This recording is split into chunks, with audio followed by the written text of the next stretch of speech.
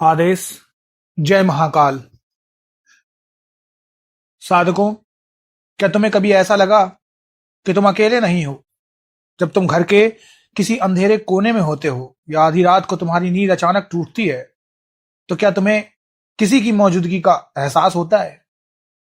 लोग इसे वहम कहकर टाल देते हैं, लेकिन तंत्र की दुनिया में वहम जैसी कोई चीज नहीं होती।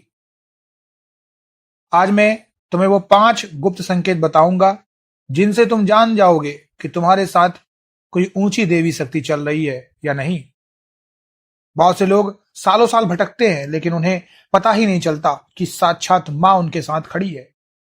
अगर आज तुमने ये वीडियो देख लिया, तो तुम्हें किसी ज्योतिषी के पास हाथ दिखाने की जरूरत नहीं पड़ेगी। तुम्हारी आत्मा खुद ये गवाही देगी कि महाकाल या महाकाली का हाथ तुम्हारे सर पर है या नहीं। साधकों, आगे बढ़ने से पहले एक बात गांठ बांध लो। अघोर मार्ग यानी तंत्र मार्ग में एक सच्चे गुरु का मिलना बहुत मुश्किल है। ये मार्ग कांच पर चलने जैसा है, कठिनाइयों और रहस्यों से भरा हुआ। लेकिन अगर आपके भीतर जिज्ञासा है, तो महादेव रास्ता जरूर दिखाते हैं। आप इस वीडियो से जुड़े या अपनी साधना से जुड़ा कोई भी सवाल मुझसे पूछ सकते हैं। मैं हर दिन 5 साधकों के नाम लेकर अपने व्हाट्सएप चैनल पर उनके जवाब देता हूं। वो 5 लोग जिन्हें स्वयं महादेव ने चुना होता है। अपने सवाल नीचे कमेंट में पूछिए, क्या पता कल महादेव ने आपको ही चुना हो। साधकों, अगर तुम्हारी नींद रोज रात को 3 से 4:30 बजे के बीच 4:30 के बीच बिना किसी अलार्म के अचानक खुल जाती है, तो इसे मामूली बात मत समझना। ये वो समय है जब ब्रह्मांड की दिव्य शक्तियां सबसे ज्यादा सक्रिय होती है। अगर तुम्हारी आंख इसी समय खुल रही है और उठते ही तुम्हारा मन अपने इष्ट या मंत्र की तरफ भाग रहा है, तो समझ लो कि दैवी शक्ति तुम्हें जगा रही है। वो चाहती है कि तुम उस समय उठकर उससे बात करो, उनकी साधना करो। क्या कभी ऐसा हुआ है कि तुम कमरे में अकेले बैठो और अचानक तुम्हें चंदन, मोगरा या किसी दिव्य धूप की खुशबू आने लगे, जबकि आसपास ऐसी कोई चीज नहीं थी? यह संकेत है कि कोई ऊंची शक्ति तुम्हारे पास से गुजरी है।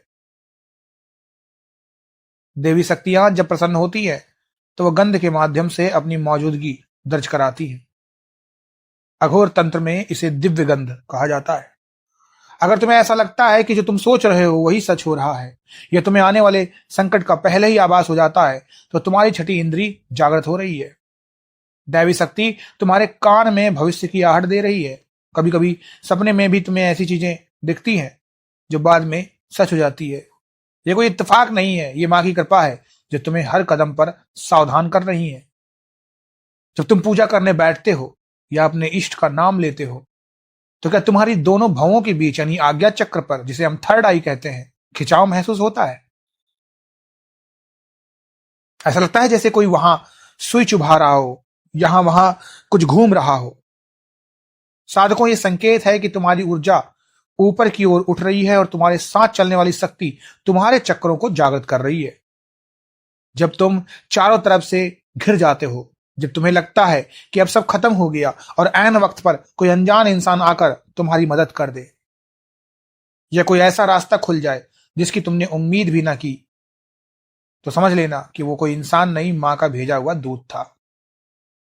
देखो, देवी शक्तियां खुद सामने नहीं आती, वो माध्यम चुनती है। जैसे गांव में जब कोई बड़ा जमींदार या राजा चलता है, तो उसके आगे पीछे उसके लठैत और सिपाही भी चलते हैं जो रास्ता साफ करते हैं।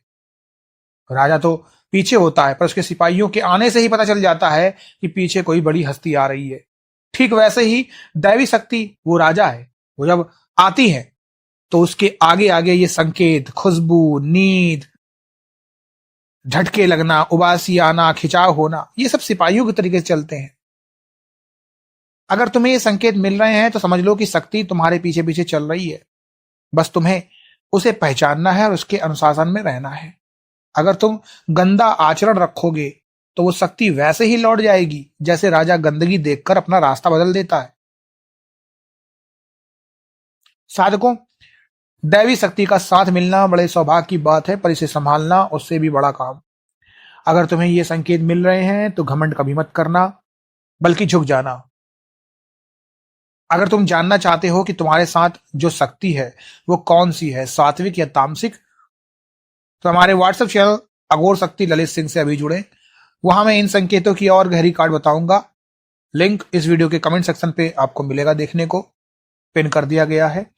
अपने सवालों को वहीं पूछना, शायद कल महादेव आपका नाम ले ले। आदेश। जय महाकाल।